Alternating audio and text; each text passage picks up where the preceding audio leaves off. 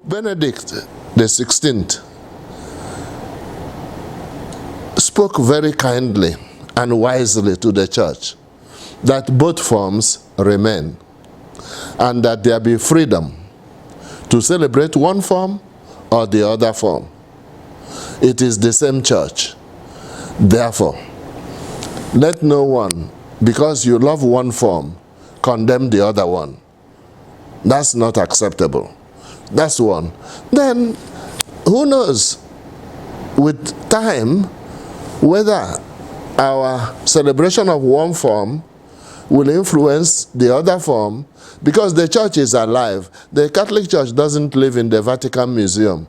The liturgy is sacred and the essentials are fixed. Nevertheless, the manner of celebrating can be retouched by Holy Mother Church.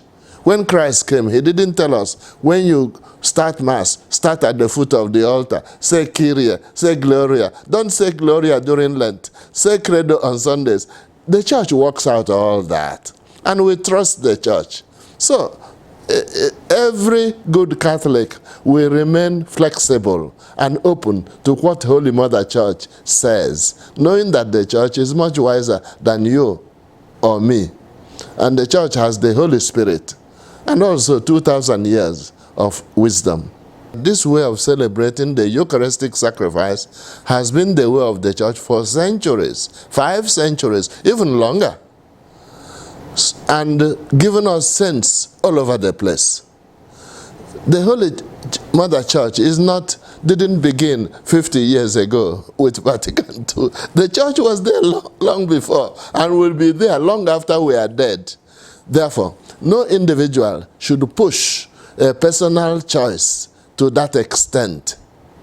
You see, what we call the extraordinary form or Missa Tridentina, in general, it stresses more relationship with God, direct.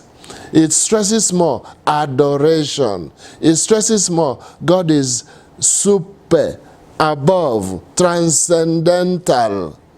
And that is an element we need very much in the world of today. The present form of celebrating, ordinary form, stresses more the community, the congregation. That is also an important element.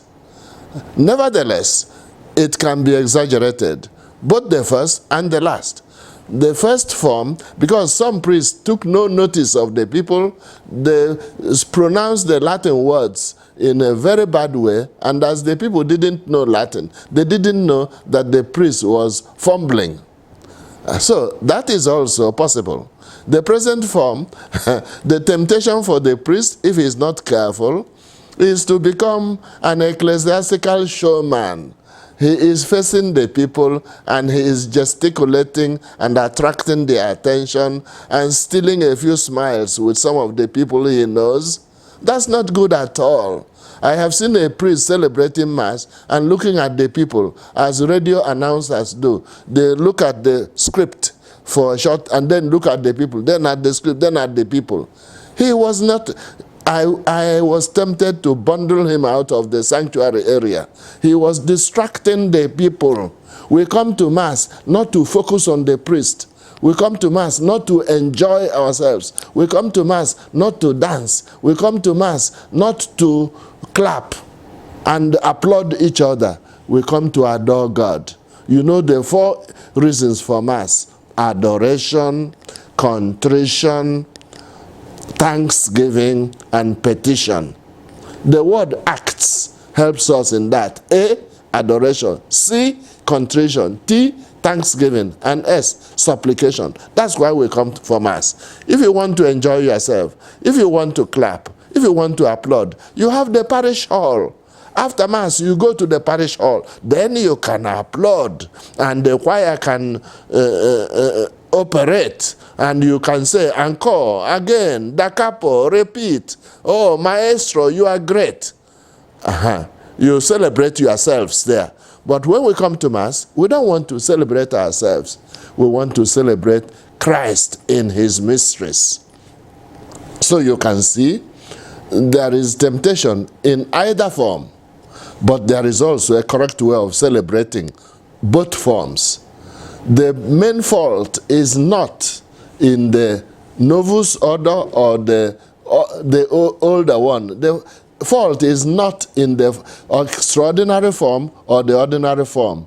The fault is often in the celebrant and in the people and in the choir, which wants to perform as prima donna and show that they are wonderful. So you see, if the priest celebrates well, indeed, the ordinary form can be celebrated in Latin, the whole lot in Latin. So Latin is not the problem. Many people make problems for themselves. So we can say to them, through your fault, through your fault, through your most grievous fault, not through the fault of ordinary form or extraordinary form.